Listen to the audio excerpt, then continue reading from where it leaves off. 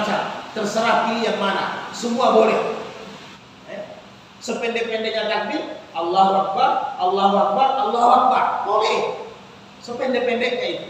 Kalau mau pakai Ibnu Abbas punya boleh, Allahu Akbar kabira walhamdulillahi katsira. Mau pakai lagi Ibnu Mas'ud punya boleh, sembarang apa yang ditahu. Jadi paling pendek Allahu Akbar. Jadi perintahkan dari rumah sampai ke lapangan bertakbir. Setelah itu hamparkan alasnya, dulu bertakbir. Selagi imam belum salat, bertakbir saja terus.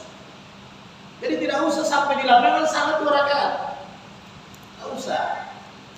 Nanti bikin banyak tanda tanya, bikin banyak mazhab nanti orang di lapangan. Nah, jadi tidak usah, langsung dulu saja. Lain cerita, saya dari rumah bagaimana kalau tiba-tiba belum salat subuh. Nanti salat subuh itu sudah lain cerita. Kenapa yang salat subuh di rumah? Di lapangan, di rumah salat subuh baru ke lapangan. Jadi jangan membuat banyak pertikaian tanda tanya orang. Jadi tidak ada salat sunatnya, Idul Fitri tidak ada juga sesudahnya, tidak ada. Datang langsung dulu bertakbir. Lain cerita kalau di masjid. Lain cerita kalau di masjid. Yang di masjid juga kalau ente datang di masjid ya lain cerita. Tapi di lapangan jangan. Kemudian hadis berikutnya masih dari Ibnu Abbas. Wa Nabi sallallahu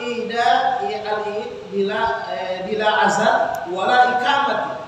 Jadi Idul Fitri juga tidak ada azan, tidak ada iqamah. Nah, jadi jangan lakukan yang langsung wah tidak ada ya. Tidak ada iqamahnya atau langsung Allahu Akbar enggak ada qamat salatan langsung. Jadi tinggal imam bilang sufufakum ya kan? Para suami tadi merapatkan, luruskan, sudah salah. Jadi tidak ada iqamahnya, tidak ada azan, tidak ada iqamah. Ini tidak ada perbedaan, jumhur ulama tidak ada perbedaan.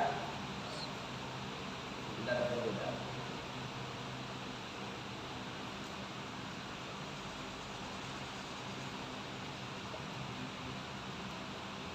An-Nabi Sayyid Al-Hudri kana Nabi sallallahu alaihi wasallam la yusalli qabla al-'id syai'an. Fa'idha raja'a ilal manzilihi shalla raka'atain. Rawahu Ibnu bi isnad hasan. Jadi tidak ada salat sebelum Idul Fitri. Sama ya kan. Nah, kemudian fa'idha raka'at. Jadi biasa kalau memang ente mau salat nanti pulang. Mau salat tambah duha, mau salat tambah salat apa lagi nanti di rumah, nanti pulang. Jadi jangan salat di lapangan. Jadi sahabat Sa'id meriwayatkan bahwa Faiza raja'a ila manzilihi shalla. Jadi Nabi juga pernah salat, dia salat di rumah. Nanti sudah pulang. Mungkin ada salat sunat lain yang dilakukan silakan. Tapi tidak usah di lapangan. Terlalu ekstrim. Nanti orang bilang kalau ada ba'diyahnya ini di Idul Fitri dan Idul Adha. Jadi tidak ada ba'diyahnya. Karena Nabi sallallahu alaihi wasallam yakhruju yawmal fitr wal adha ila al-musalla wa awwalu Sayyid yabda'u bihi shalah summa yansarifu fa yakuma muqabilan nasi wan nasu ala sufufihim fa yahzihum wa ya'muruhum muttafaqun alaih. Jadi Nabi keluar Idul Fitri atau Idul Adha ke musalla, ke lapangan atau ke tempat sholat, kemudian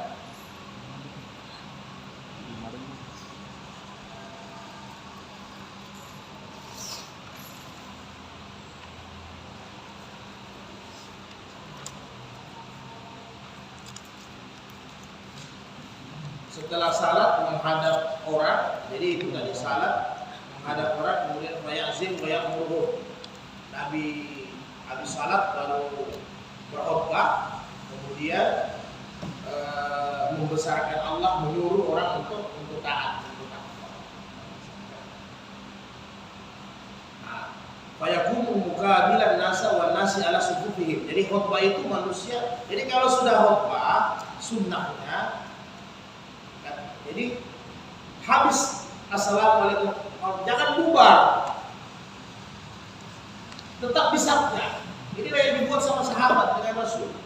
Jadi habis salat Idul Fitri, jangan bangkit berdiri cari tempat di sana sambil dengar khutbah. Apalagi ada yang masih badohan, jangan badohan sebentar. Jadi tetap di situ. Ini yang dicontohkan Nabi. Summa yansarifu, ketika selesai salat idul, fayaqumu muqabilan nas, maka Nabi menghadap jamaah untuk berkhutbah, wan nasu ala sufufihim, sedangkan semua jamaah masih berada di safnya masing-masing. Masih di mana dia dulu, di situ, jangan bubar. Jadi jangan bubar, dulu saja di situ.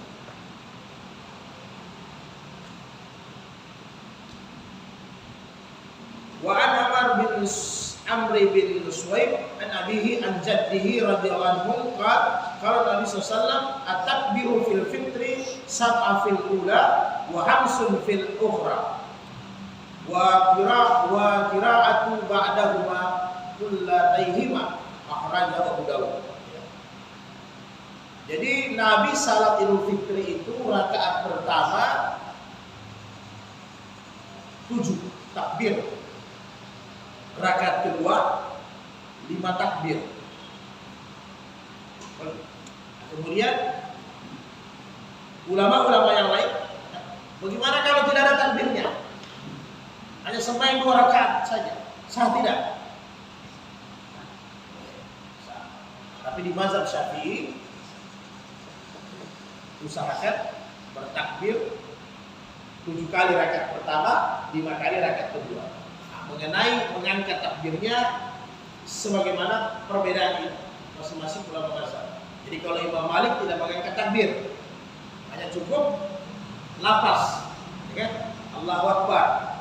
Imam Syafi'i tetap lafaz dengan angkat tangannya. Mau begini, lafaz. Yang penting jangan tidur di rumah, jangan tidak sembahyang Idul Fitri. Silahkan. Kemudian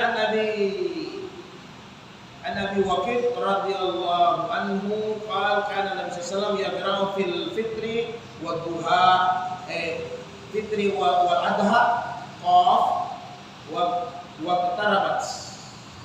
Jadi Nabi membaca di rakaat yang pertama juga surat Kaf dengan iqtarabat di rakaat yang kedua, dan masih banyak yang lain kan.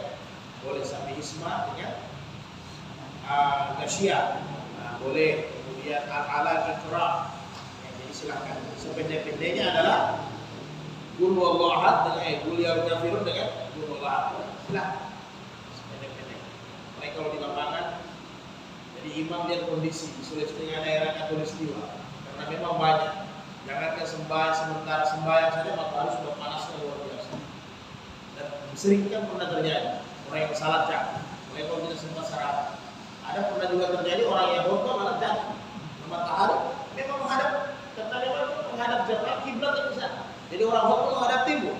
Jadi kalau di lapangan pasti hantam. Jadi kalau yang khutbah sudah 1 jam setengah selesai.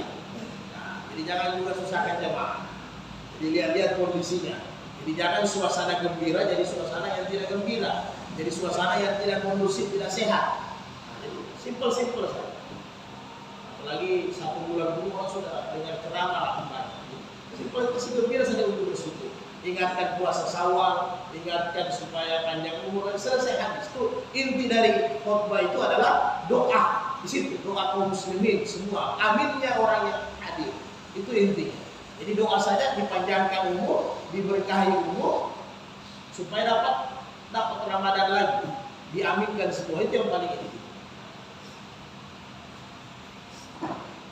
Karena kalau Idul Fitri itu ada, Nabi lebih banyak nasihat sama wanita. Kalau di khutbah-khutbahnya Nabi Idul Fitri itu nasihat sama wanita yang baik. Kalian banyak masuk neraka, hati-hati. Jadi sehingga biasa ada Bilal ambil. Kalau dulu kan belum ada kotak amal.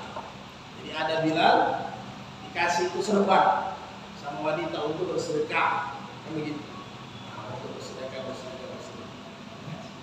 Kalau hari Jumat janganlah. Kalau Idul Fitri boleh. Kalau hari Jumat jangan khutbah, masih dikasih taruh di depan saja silakan. Karena gerakan Jumat itu gerakan salat semua. Jadi jangan lagi karena taruh sudah di depan. Kalau orang sudah lihat dari rumah dia mau isi celengan, dia isi. Kalau tidak ya tidak. Enggak begitu. Jadi jangan usah ada petugas. Kalau Idul Fitri ada petugas. Jadi Idul Fitri itu biasa Bilal kasih serban, jadi diisi serban. Di situ kalau Nabi bilang bersedekah kalian, ada yang taruh emas, jadi tidak beda. Kita punya kotak amal dengan kotak amal yang zaman Nabi beda. Betul zaman Nabi punya kotak amal itu apa? Zaman Nabi punya hanya korma, tapi apabila setelah saya lihat serban, di situ ada cincin emas, ada gelang emas, kata bilang, ya, di situ ada jadi kotak amalnya emas.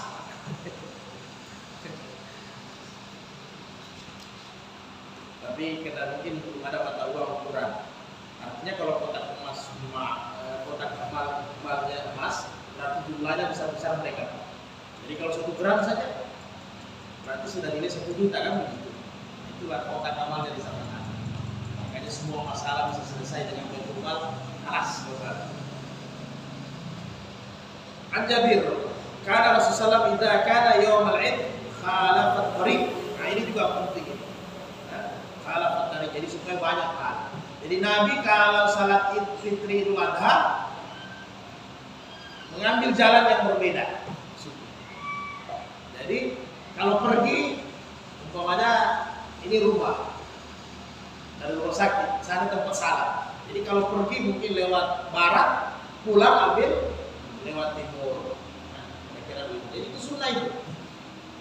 Jadi ambil jalan yang berbeda, ambil jalan yang berbeda. Jadi kalau ada 2 jalan menuju ke rumah, ambil jalan yang berbeda. Kecuali ya, memang hanya 1 jalan itu toh, ada jalan berputar tapi 10 kilo. Ya jangan. Ya. Nanti tamu sudah pulang di rumah, sudah masih merasa. Artinya kalau kan biasa rumah itu ada bisa 2 jalan, ya kan? Jadi ambil 2 jalan kalau memang ada 2 jalan, ambil jalan yang berbeda. Itu sunnah juga.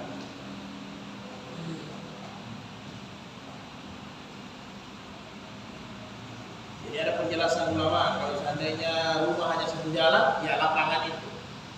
Jadi lapangan yang ada, kalau kita masuk dari arah barat, yang keluar dari arah timur, jadi itu sudah bisa membedakan. Membedakan. Cari yang benar supaya dapat amalan-amalan sunnah.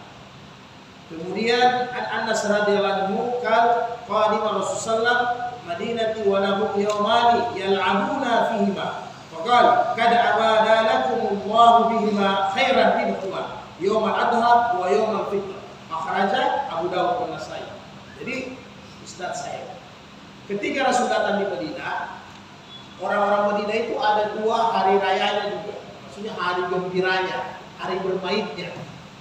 Maka ketika orang-orang Islam di Madinah berbaiat kepada Nabi untuk masuk Islam, maka Nabi sampaikan jangan khawatir. Jangan khawatir. Dengan datangnya Islam, hari bergembiranya kalian telah diganti oleh Allah lebih baik lagi. Lebih baik lagi, yaitu Idul Adha dengan Idul Fitri. Nah, ini hari bergembira lebih baik lagi. Jadi Allah ganti. Jadi memang di Madinah agama sebelumnya di Madinah itu ada memang hari besarnya mereka, di mana mereka di situ berpesta, bersenang-senang dan sebagainya. Setelah Islam, mereka hampir semua orang Madinah masuk Islam, maka Nabi sampaikan jangan khawatir.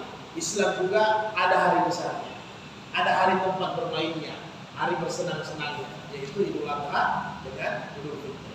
Maka dimanfaatkan itu. Tapi bersenang-senangnya tetap sholat 5 waktu dilaksanakan.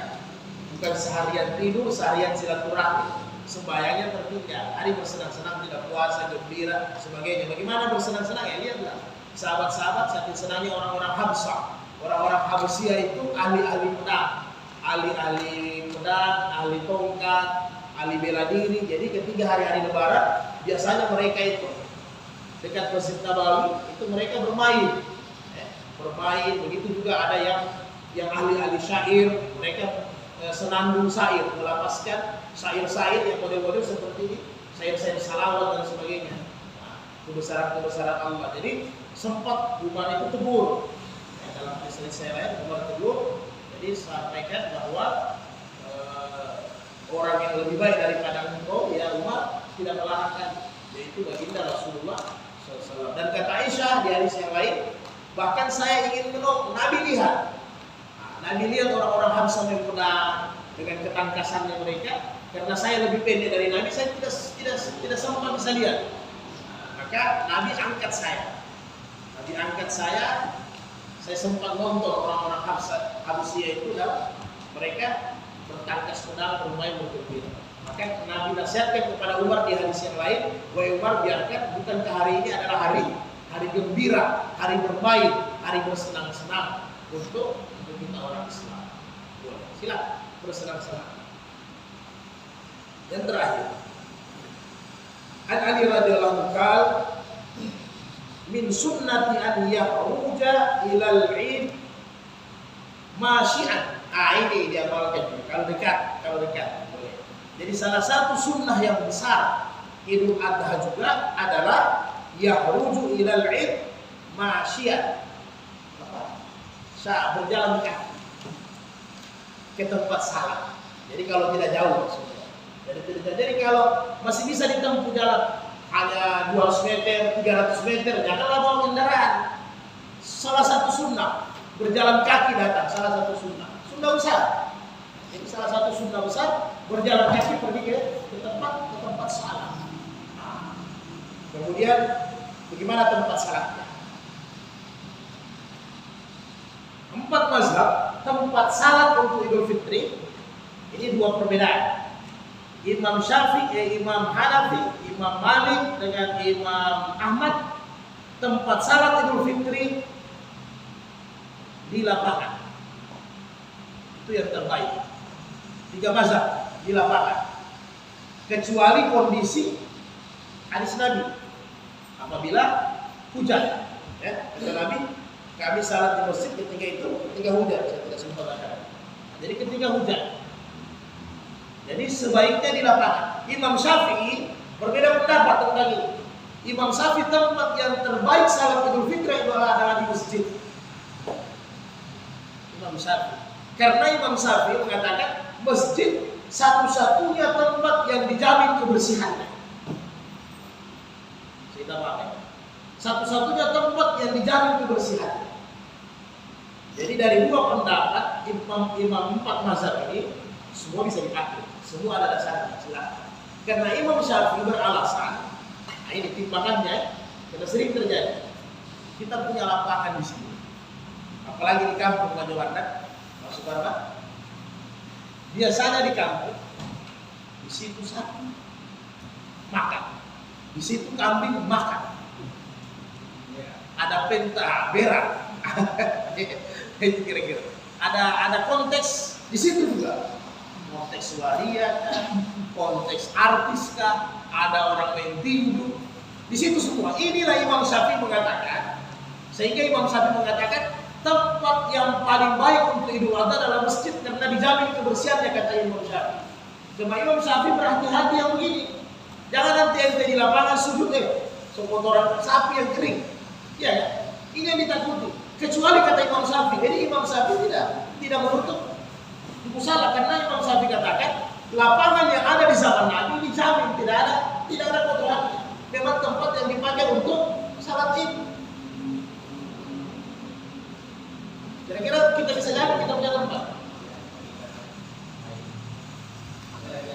Nah, tentunya ada lagi pendapat ulama, karena nanti bisa bawa tiket, ya begitu.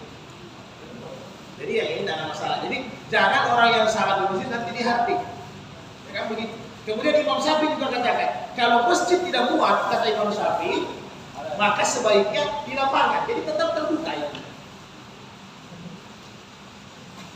Kemudian kita bisa, tidak usah dihafal, nanti kita tahu maknanya. Jadi kata Imam Syafi'i, tempat yang terbaik sembahyang Id itu di masjid karena dijamin kebersihannya. Apabila masjidnya tidak menampung, kata Imam Syafi'i, maka boleh di lapangan. Jadi tetap terbuka, silahkan. Kenapa mau dipaksakan di masjid kalau tidak menampung kan? Nah, kalau tidak menampung. Kemudian jumhur ulama 4 mazhab, Imam Abu Hanifah semuanya, kalau memang dibuat di lapangan, dia tidak diangkat mimbar di masjid, kata ulama mazhab. Tidak usah diangkat, tidak apa-apa. Jadi mimbar itu dipakai untuk Idul Adha, tidak harus mimbar seperti di masjid. Yang penting dia ada tinggi sedikit. Sama dengan salat gerhana, sama dengan salat istisqa, yang penting dia ada tinggi sedikit dari jemaah. Jadi supaya kita tidak terlalu sulit. Nah, tapi kalau ada yang mau ribet mau angkat, silakan, tidak ada masalah. Yang penting habis salat rame-rame dikasih kembali. Karena biasanya sudah selesai, biar karpet sudah malas orang bulu, kan biasanya begitu. Sudah lari silaturahmi semua. Nah, jadi untuk mimbar itu boleh. Jadi kira-kira ada karpet dilapis sampai 3 atau ada papan tempat berdiri habis, boleh, sudah cukup. Cukup untuk mimbar, sudah cukup. Jadi lebih tinggi sedikit. Itu kira-kira ini ada setinggi ini saja, atau ada papan setinggi ini dipakai berdiri, sudah boleh. Sudah boleh untuk khutbah. Jadi tidak harus, maka Imam Abu Hanifah katakan tidak harus pakai mimbar yang di masjid, diangkat, tidak usah. Kalau memang di lapangan. Jadi papan atau kalau ada batu dipakai tempat berdiri, batu itu saja. Boleh. Jadi siapa tahu nanti ada hal-hal yang memang emergensi sifatnya kan, ternyata ada kemudahan. Jadi jangan dipersulit. Ada kemudahan. Jadi batu berkali, batunya nanti ditinggi dengan karpet atau ditinggi dengan sejarah, bismillah, bisa dipakai. Nah, jadi inilah mengenai tempat salat. Jadi di zaman Nabi itu kurang lebih salat Idul Fitri memang ada berbeda pendapat. Ada yang mengatakan Nabi salat Idul Fitri 8 kali. Ada yang mengatakan karena ini Idul Fitri dari 2 Hijriah, ya kan? Nabi meninggal kurang lebih 12 Hijriah. Jadi ada yang mengatakan 8 kali, ada yang mengatakan 7 kali. Dari sekian kali Nabi salat di masjid kurang lebih 2-3 kali saja. Ketiga waktu hujan. Dan memang Masjid Nabawi ketika di zaman Nabi kalau Idul Fitri tidak muat. Jadi jangankan Idul Fitri, kan sahabat bercerita bahwa salat 5 waktu saja seperti salat Jumat. Ya. Orang sampai di luar. Nanti di zaman Utsman baru direhab, direnovasi. Jadi boleh. Jadi jangan sampai salah paham kita Imam Syafi'i punya Jadi jangan sampai kita salah paham. Jadi Imam Syafi'i tetap bolehkan tempat yang terbaik karena dijamin kebersihannya. Karena lapangan-lapangan, makanya siapa yang mau buat di lapangan, jadi panitianya harus siap dong. Siapa mau buat di lapangan, panitianya harus siap. Cek itu tempat. Kalau memang tempat merahnya sapi, ya perhatikan itu kotoran-kotorannya. Dibersihkan, ya ekstra jadi panitia itu ekstra kerja. Kalau di masjid aman kan begitu. Jadi boleh di masjid, boleh di usaha. Silakan. Ada masalah? Ustaz, ada pertanyaan. Ada Pak. Barakallah. Yang pertama tadi itu sholat Idul Fitri dan Adha tidak ada sholat